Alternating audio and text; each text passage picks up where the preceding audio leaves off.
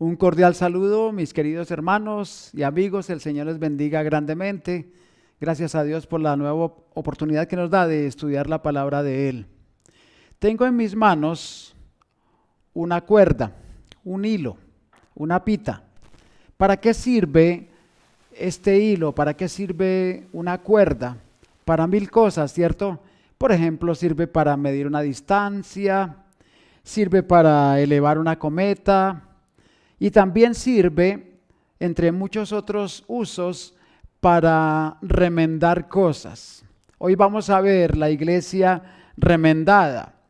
Por ejemplo, una cancha de fútbol, la malla que está en el arco, vemos ahí dos mallas, ¿cierto? Una en un uso terrible y la otra está muy bonita para jugar.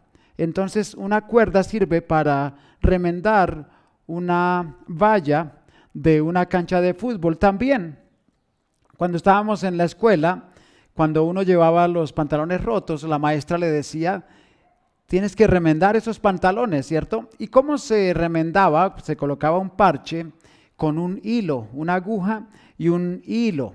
Hay muchas cosas que toca estar atando, que toca estar remendando en la vida.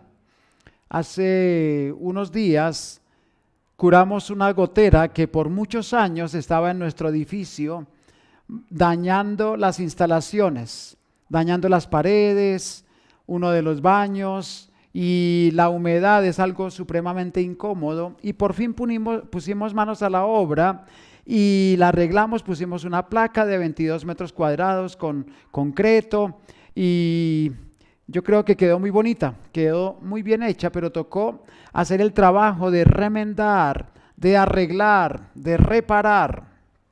Pues en la iglesia de los Corintios también vamos a estar observando lo mismo. El apóstol Pablo fue a trabajar en esa obra y era una iglesia que estaba destrozada, era una iglesia que estaba dividida, una iglesia con muchos problemas dentro de su ser, dentro de las personas de aquella iglesia de Corinto en el primer siglo. Pues también había problemas para reparar, para remendar. Y por eso Pablo escribe en Primera de Corintios 1:10 al 25, si me acompañan allí, veremos 3 puntos muy importantes: un llamado a remendar, una iglesia rota y el hilo que puede remendar, el único hilo que puede remendar. Miren Primera de Corintios 1, el versículo 10 en nuestras Biblias, por favor.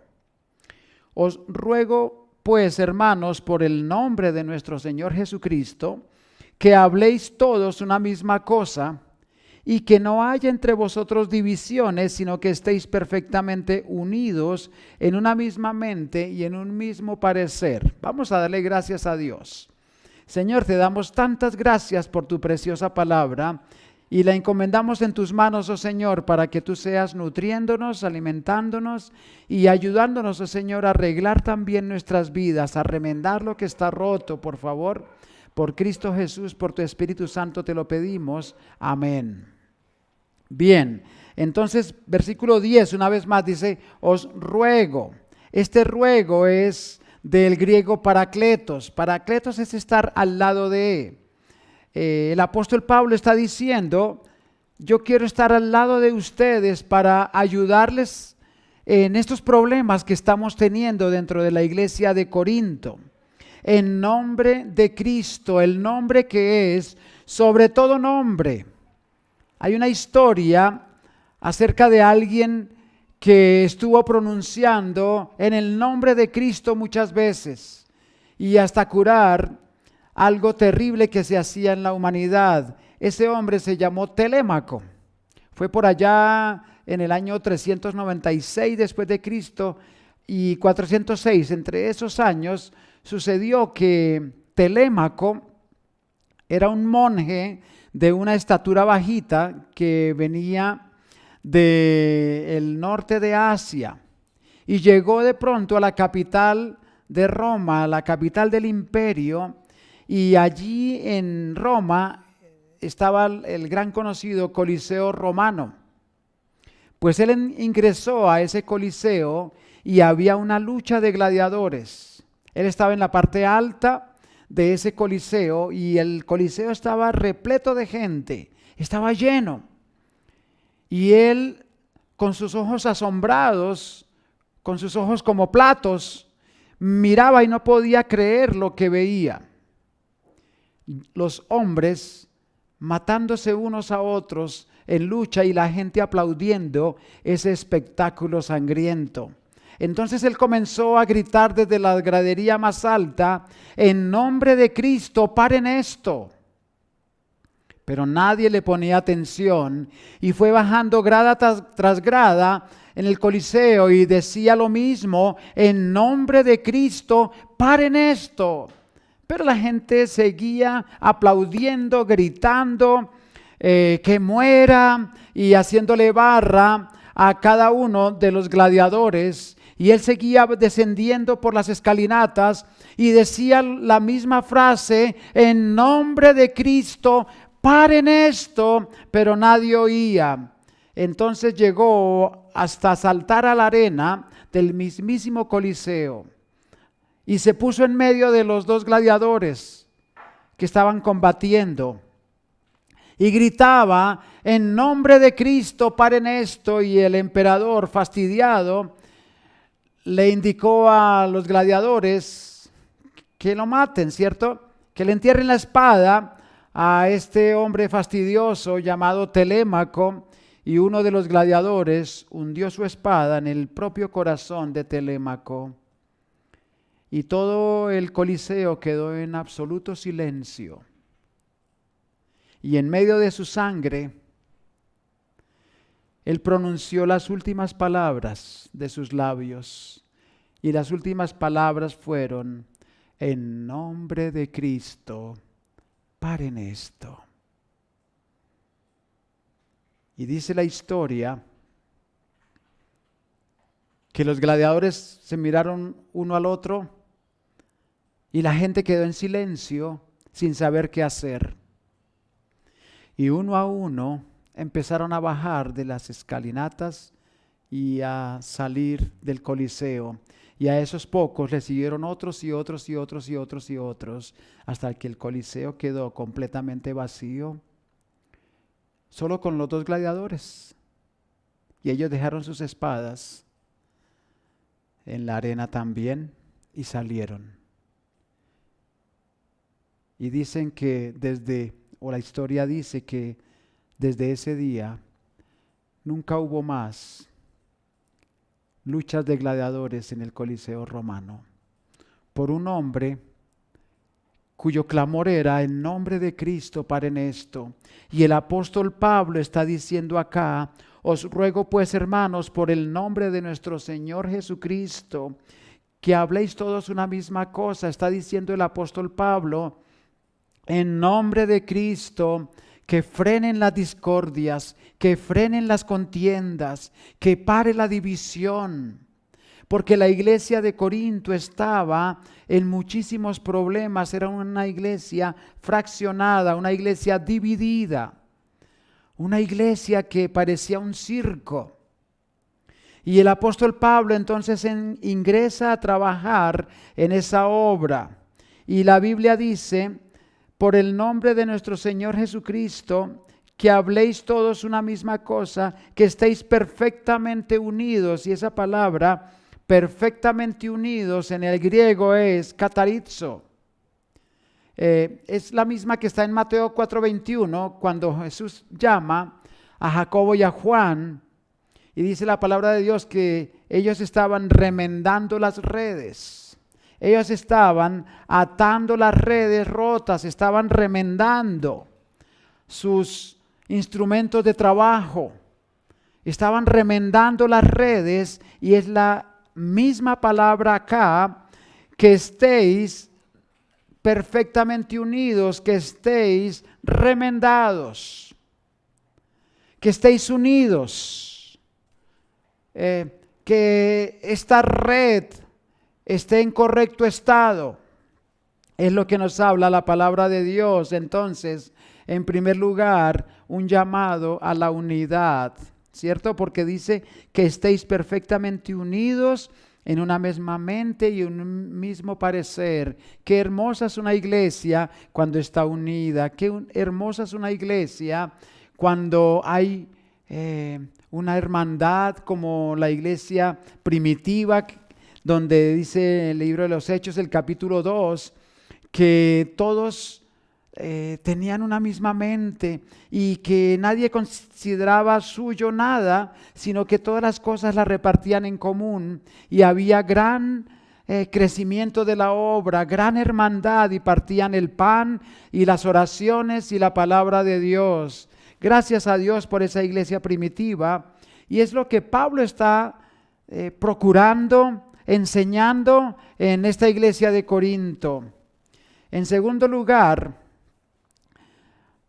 la iglesia de Corinto, ¿por qué necesitaba ser remendada? Porque el Señor nos dice que remendar las redes de la iglesia, que estemos en una misma mente, perfectamente unidos, porque es una iglesia rota. Mire 1 Corintios 1:11 al 13, una iglesia deshilachada. Porque he sido informado acerca de vosotros, hermanos míos, por los de Cloé, que hay entre vosotros divisiones, contiendas. Quiero decir que cada uno de vosotros dice: yo soy de Pablo, y yo de Apolos, y yo de Cefas, y yo de Cristo. ¿Acaso está dividido Cristo? ¿Fue crucificado Pablo por vosotros? ¿O fuisteis bautizados en el nombre de Pablo? Una iglesia deshilachada, una iglesia dividida, una iglesia fraccionada. Había por lo menos 4 equipos que los menciona el apóstol acá. Unos decían: yo soy de Pablo, del gran apóstol Pablo, el que ha recorrido montañas, valles, ríos, mares, se ha enfrentado a delincuentes, se ha enfrentado a desafíos enormes, ha sido apedreado, ha sido acusado falsamente, pero este hombre está permanentemente predicando la palabra de Dios. Entonces, yo soy de Pablo, decían unos, y otros decían: no, yo soy de Apolos. Recuerden que la filosofía griega en los corintios era bastante grande, y Apolos era un campeón en la elocuencia. Él hablaba como los dioses, podemos decir. Apolos, un hombre que describía las cosas con tanta precisión, que dibujaba todo con sus palabras, con una precisión matemática, una elocuencia enorme. Y entonces decía: no, yo soy de Apolos. Y otros decían: no, yo soy de Cefas, el mismo Pedro. Porque Pedro, fue el más grande entre los 12 apóstoles, el líder de los 12, entonces yo soy de Pedro. Y otros decían: yo soy de Cristo. Pero en verdad lo que había era una división, una iglesia deshilachada, así como esta ropa, que yo no sé por qué la venden en los grandes almacenes, y más terrible que la vendan es que la gente la compre. Pero así es la moda, y dicen: la moda no incomoda. Pero una iglesia de esta forma no luce. Ellos perdieron el hilo. Mire el versículo 14.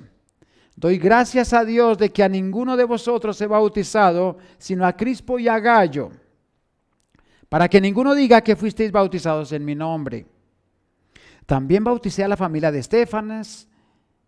De los demás no sé si he bautizado a algún otro. Lo que está diciendo el apóstol Pablo es que lo más importante no son las cosas de la forma.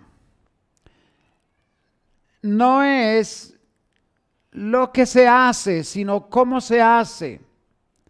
No es tanto trabajar en la obra de Dios, sino al Señor de la obra. No es trabajar para la obra del Señor, sino para el Señor de la obra.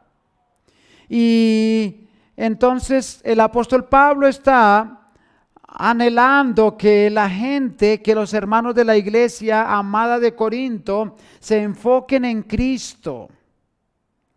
Una iglesia fraccionada, una iglesia rota como la ilustración del edificio nuestro, que se estaba permeando el agua por todas partes cuando llovía y ahora fue reparado. Y qué bonito es ver una cosa reparada, algo que usamos reparado, ¿cierto? Cuando vamos al médico y de pronto tenemos un miembro que está dañado y el médico nos hace una cirugía y nos remienda esa parte y después con medicamentos y terapias vuelve a nuestro uso normal ese miembro y nos ponemos muy felices. Pues esa es la iglesia del Señor, una iglesia que necesita ser reparada. ¿Saben, mis queridos hermanos? No hay iglesia perfecta, no existe la iglesia perfecta. La iglesia más bien es parecida a un hospital donde llegamos personas enfermas de algún pecado, de algo que nos afecta, y entonces en la iglesia del Señor podemos ser curados. ¿Con qué? Con la palabra bendita de Dios. Entonces hemos de tener cuidado, mis hermanos, de no enfatizar en la forma, sino en el fondo. La forma son las cosas que giran alrededor de algo, pero el fondo o la función es lo importante.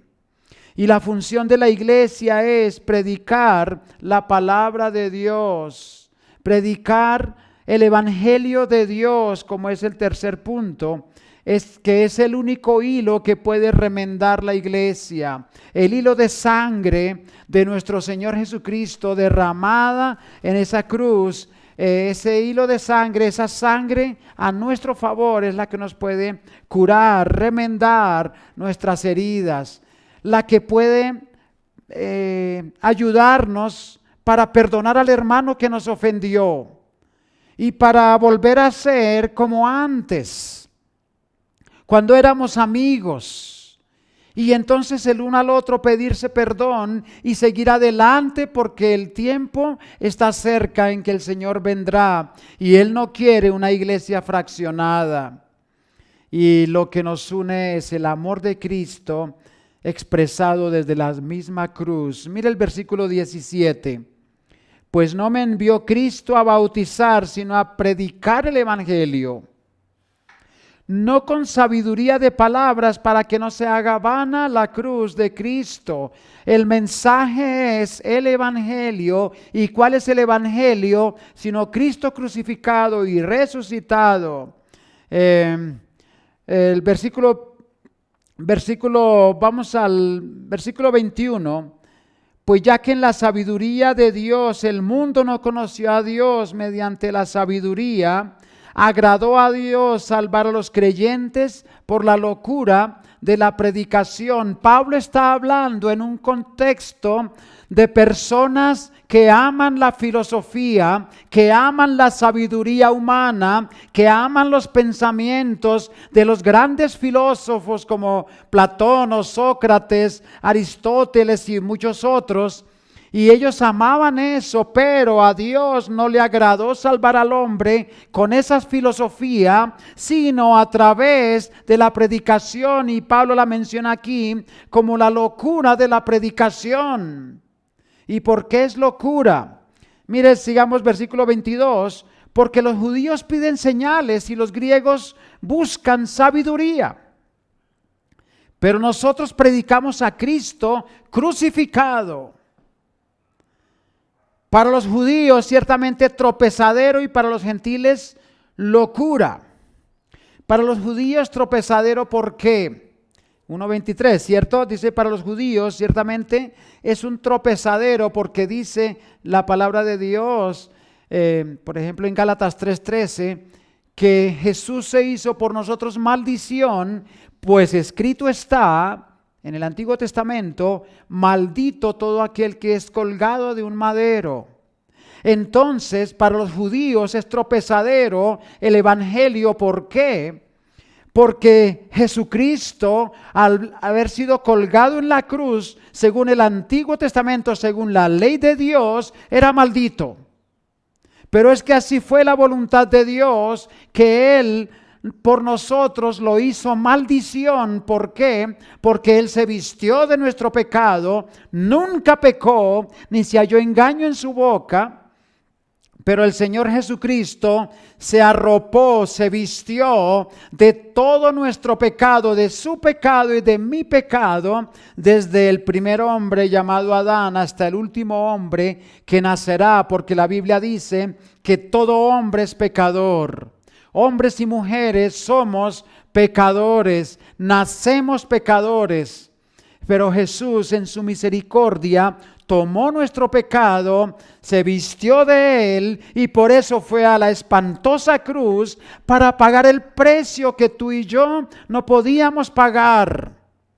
Y al hacer eso entonces se hizo maldición según la ley. Y por eso el Señor en la cruz dijo: Dios mío, ¿por qué me has desamparado? Y lo que estaba haciendo Jesucristo era pagando el precio de nuestro pecado, pero para los judíos es un completo tropiezo. Ellos no aceptaron a ese Mesías. Ellos esperaban a un Mesías político, a un Mesías guerrero, a alguien que viniese en un caballo blanco vestido de soldado, dispuesto a acabar con el imperio que los dominaba en aquel entonces, el imperio de Roma, y ser la cabeza y no cola. Pero Jesús vino vestido de humildad. Jesús dejó su gloria prácticamente y se hizo hombre y nació en un pesebre de una virgen y creció como carpintero, y ahora en su ministerio fue menospreciado, despreciado por los hombres y colgado en esa cruz, y fue desfigurado de los hombres su parecer. Por eso los judíos no aceptan a Jesucristo como su Mesías. Los judíos que no son creyentes, gracias a Dios que hay muchos judíos que han conocido al Señor Jesucristo como su Salvador, pero hay muchos que no, la mayoría no. Y para los griegos entonces, y para los gentiles locura. Para los griegos locura. ¿Por qué? Es una locura ese Salvador. ¿Por qué? Un Mesías que viene a sufrir, no lo aceptan. Puesto que los dioses griegos, los dioses del Olimpo, según la mitología griega, venían a disfrutar de los placeres de este mundo. Aún en el mismo Corinto, en la misma ciudad de Corinto, en la Acrópolis, había un templo dedicado a esta diosa, Afrodita, la diosa del amor, y ahí había 1000 prostitutas para disfrutar de los placeres. Entonces también iban hombres prostitutos y disfrutaban como culto a esa diosa del placer, y así cada uno de los dioses griegos. Y cuando viene el Dios nuestro, el único Dios, el Dios hecho hombre, el Señor Jesucristo, a sufrir el rechazo, la pobreza, la miseria, la cruz. Ellos dicen, eso es una completa locura. Y versículo 25, entonces nos dice la Biblia: porque lo insensato de Dios es más sabio que los hombres, y lo débil de Dios es más fuerte que los hombres. ¿Qué será lo insensato y lo débil de Dios? En verdad no tiene nada insensato ni débil. Pero, según nuestra percepción, si hay algo insensato o algo débil de Dios, fue Jesucristo en la cruz. ¿Cierto? Le decían a Jesús cuando estaba colgado en la cruz: si eres hijo de Dios, pues baja de la cruz y creeremos en ti. le decían, a otro salvó, pues a sí mismo no se puede salvar. Entonces nos dice el Señor acá, lo insensato de Dios es más sabio que los hombres. Por eso Jesús en la cruz dijo, Padre, perdónalos, porque no saben lo que hacen. Y lo débil de Dios es más fuerte que los hombres, porque Jesús en su muerte entregó su espíritu, pero al tercer día resucitó de la muerte, triunfó sobre la muerte, triunfó sobre el pecado, triunfó sobre el diablo, y por eso nos puede dar salvación a nosotros. La lección es que solo el hilo de su sangre derramada en la cruz, nos puede remendar nuestros corazones rotos por el pecado. Amén. Unas conclusiones. Uno es que lo roto tiene que ser remendado, ¿cierto? Déjenme ilustrar esta lección con el libro de Lucas, el capítulo 3. Lucas, el capítulo 3, el versículo 4. Hablando de Juan el Bautista, dice, como está escrito en el libro de las palabras del profeta Isaías, que dice, voz del que clama en el desierto, preparad el camino del Señor, enderezad sus sendas, todo valle se rellenará y se bajará todo monte y collado, los caminos torcidos serán enderezados y los caminos ásperos allanados, y verá toda carne la salvación de Dios. Entonces, el ministerio de Juan el Bautista fue preparar el camino del Mesías, del Señor, y ese es nuestro trabajo también, es remendar redes, es que lo torcido no se salga del camino, sino que sea enderezado. Haced sendas derechas para vuestros pies. Si hemos resbalado en el pecado, volver al camino. Si hemos resbalado en una relación con un amigo, con un hermano en Cristo a quien amamos, volver a remendar esa red, volver a estar juntos con ese hermano y no estar distanciados, porque esa no es la voluntad de Dios. Las divisiones solo causan freno para la extensión del evangelio. Anhelamos como iglesia, mis amados hermanos, conquistar más almas para Cristo. Hay algunos lugares alrededor de Bogotá, o muchos lugares alrededor de Bogotá, pero estamos apuntando a unos lugares cercanos y hacer una estrategia, especie de herradura para alcanzar a los pueblos los más que podamos, ¿cierto?, durante este tiempo cercano, y llevar el evangelio a esos lugares y hacer un recorrido saliendo por el sur de Bogotá, por Soacha, y regresando por el occidente, viniendo desde Guaduas, llegando por la calle 80, una semana al mes, dedicarla a ir a esos pueblos donde hay algunas puertas que se están abriendo. Hay unas ya abiertas y otras están empezando a abrirse, y queremos llevar la palabra de Dios, que requiere esfuerzo, sí, que requiere de dinero, sí, pero hay algo más valioso que todo eso, es el evangelio, es la salvación de esas almas. Pero una iglesia dividida no va a poder extenderse. Necesitamos estar unidos como cuerpo de Cristo para acompañar en esa obra misionera, para llevar clases a esos niños que necesitan de la enseñanza de la palabra de Dios, para cantar con esos niños, para llevar manualidades, para jugar con ellos, para compartir con ellos un dulce, para hacer el ministerio con niños y con jóvenes y con adultos, con ancianos, porque la palabra de Dios tiene que ser extendida y llegar a esos corazones vacíos.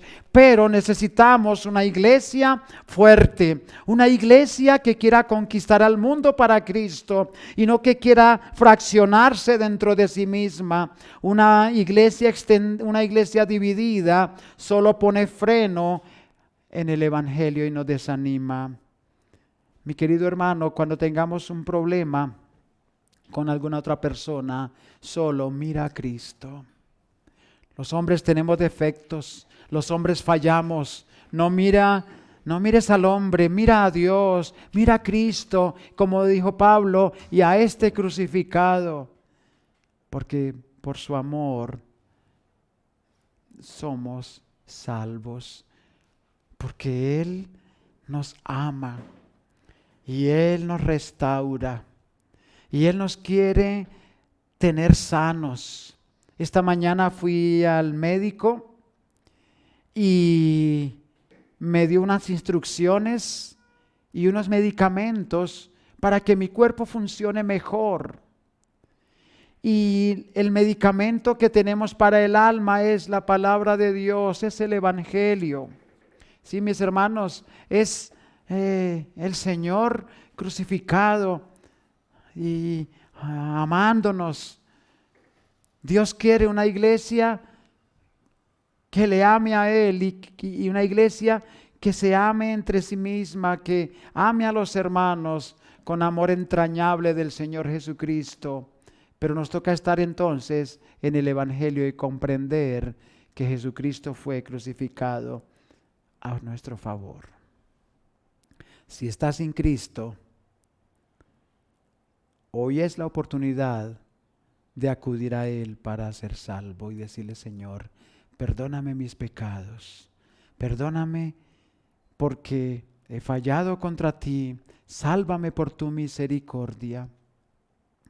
Sálvame, oh Señor, yo creo en ti, yo sé que fuiste a la cruz y resucitaste de la tumba.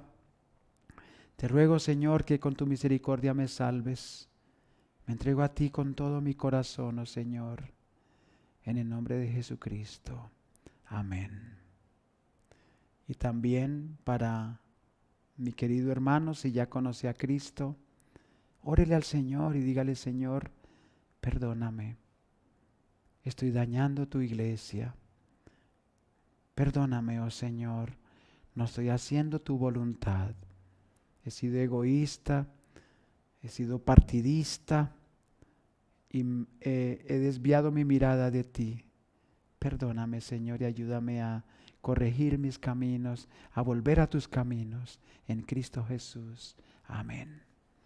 Mis queridos amigos, Dios les bendiga. Entregue su alma a Cristo. Si hay alguna duda, si quiere contactarse con nosotros, hágalo, por favor, y con mucho gusto le devolveremos la llamada o nos comunicaremos con usted. Dios le bendiga mucho. Y mi querido hermano, con mucho amor de la palabra de Dios, vamos adelante en la obra del Señor. Amén. Dios les bendiga.